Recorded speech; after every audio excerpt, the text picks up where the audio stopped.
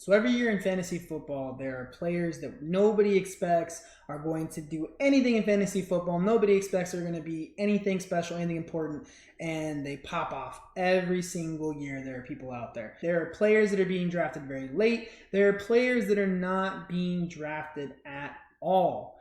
So how do we target these players? Well, you can watch this video. It's a pretty quick, fast, easy way. Or you could do a buttload of your own research, spend your time doing that, and come up with your own list.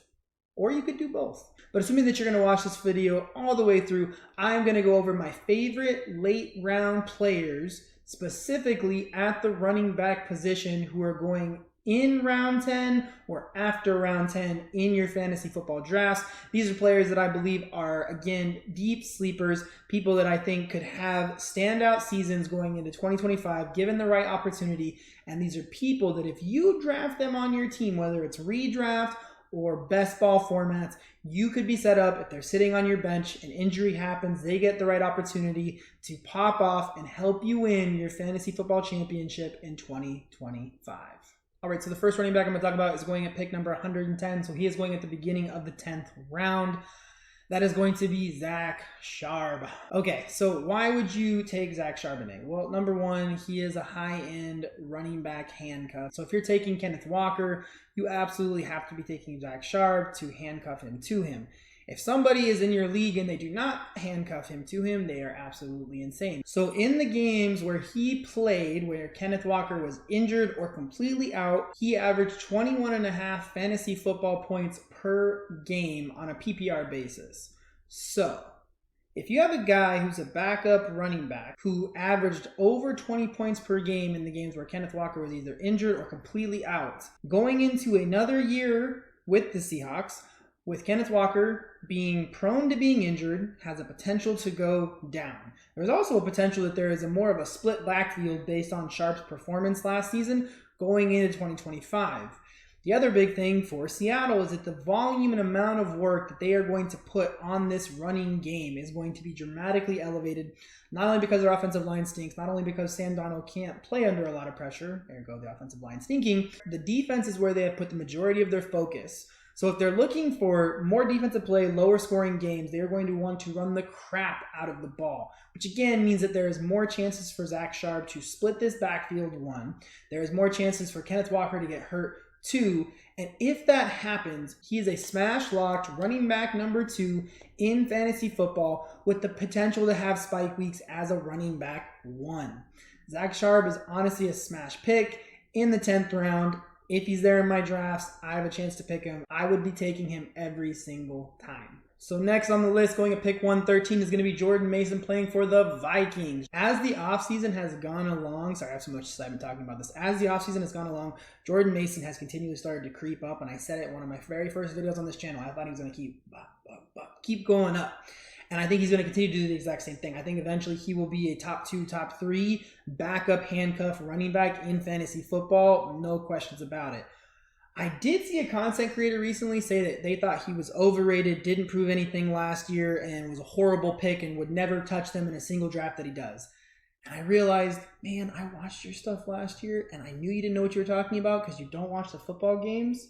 Oh, and again, horrible take. Jordan Mason is set up to smash. The guy is a bruiser. He's a physical runner. He's very explosive. Yes, he was in a good situation last year with the 49ers, but he is going to be in a good situation this year with the Vikings. The Vikings are going to have a top 10 offensive line in real life football. Put fantasy aside. Top 10 offensive line. They are going to have J.J. McCarthy. Let's just say he plays league average. They have offensive weapons all over this team. They are set up to be a top 10 offense in the NFL as a real NFL offense outside of fantasy football, which again, if you can get a guy at top 10 NFL offense, you want to smash the button on those people every single time. When it comes to Jordan Mason, he is behind, correct, Aaron Jones. Aaron Jones is a year older. Aaron Jones likes to get injured. It just happens every season. He misses a game here, game there, 2, 3, 4 games almost every year. My prediction is that sometime in the first half of the season, you are going to have Aaron Jones get injured. He is going to be out for 2, 3, maybe 4 weeks. Within the end of the first half of that first week, I truthfully believe that Kevin O'Connell is going to be like, yep, that's the guy. We love you, Aaron Jones. You are a third down specialist. Maybe we'll work you in here and there a little bit, but he is going to be our primary guy, and that guy is going to be Jordan Mason. And again, Jordan Mason, going this late in the draft, has a chance to easily step in, easily outpace a guy who always gets injured on a top 10 offensive team with a top 10 offensive line. He is set up to absolutely smash. He could finish the season from the time where he goes in to the time where he comes out. He won't finish as a running back 1 because he won't be able to play enough games. But during that stretch, I truthfully believe that he will be a running back 1 fringe with a running back 2 fringe. Like, he will be right there somewhere. Absolutely no question given the opportunity. Now, obviously, Aaron Jones stays healthy the whole season, which is almost impossible. Then no, you wasted a pick. I'm sorry, you're sorry. You hate me. You downvote this video. But we both move on with our lives because you probably drafted somebody else that told you to draft somewhere, so maybe I get a little bit of grace in there too. So for my last late round running back that could win you your fantasy football league, it is going to be Ray Davis from the Buffalo Bills. I know a lot of people are still very high on James Cook. I understand the reason why. The man popped off last year in fantasy football. His production went through the roof, specifically with touchdowns. I don't like looking at touchdowns when it comes to fantasy projections because touchdowns are so variable season to season. So I don't believe that he is going to be able to hold this crazy high ceiling for touchdowns at his position. I also don't feel like overall the efficiency was very good when James Cook ran the ball.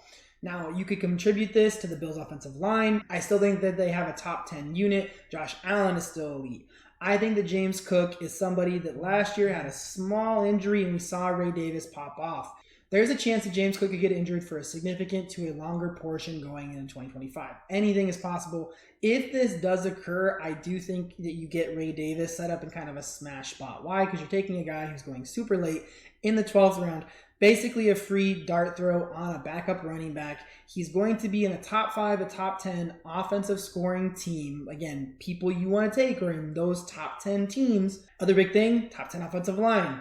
He needs to be able to run behind a top 10 offensive line. Like I said, the rushing metrics weren't as great for James Cook last year, which could very well be a sign of who James Cook is. So for me, Ray Davis as a late round pick is somebody who absolutely could smash win you your league in fantasy football in 2025. Alrighty, so as always, I hope you guys enjoyed the video. Hopefully it gets you just a little bit closer to winning your fantasy football championship in 2025.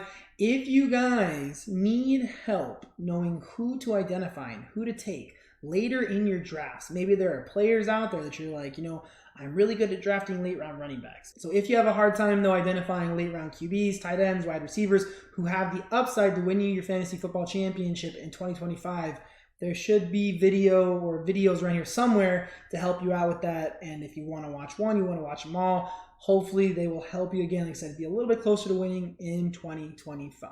Until then, y'all have a blessed day. Bye.